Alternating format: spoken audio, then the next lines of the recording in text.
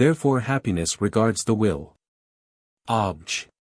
For, further, if happiness be an operation, it must needs be man's most excellent operation. But the love of God, which is an act of the will, is a more excellent operation than knowledge, which is an operation of the intellect, as the Apostle declares, 1 Cor 13. Therefore it seems that happiness consists in an act of the will. Obj. 5. Further, Augustine says, De Trin. 13:5, that happy is he who has whatever he desires, and desires nothing amiss. And a little further on, 6, he adds, he is most happy who desires well, whatever he desires, for good things make a man happy, and such a man already possesses some good, i.e. a good will. Therefore happiness consists in an act of the will. On the contrary, our Lord said, John 17 verse 3, This is eternal life, that they may know thee, the only true God. Now eternal life is the last end, as stated above, a. 2, add 1.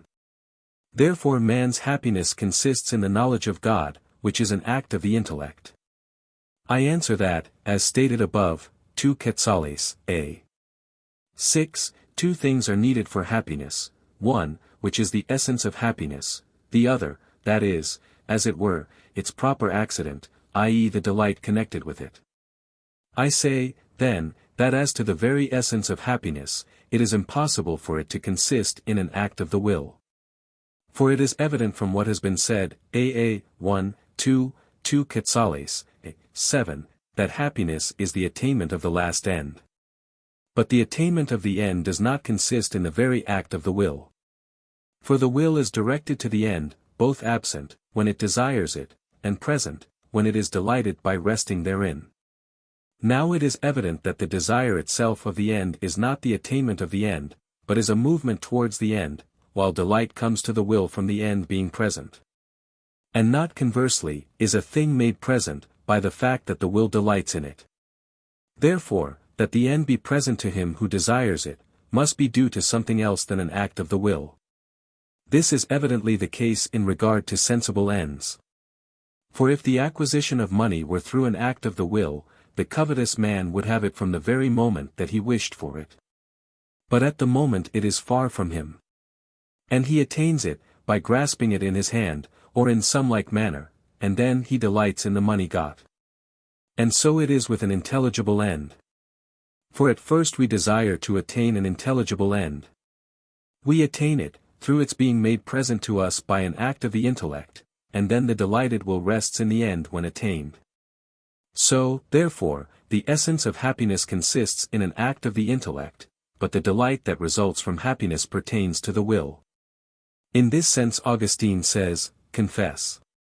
X. 23, that happiness is joy in truth, because, to wit, joy itself is the consummation of happiness. Reply Obj.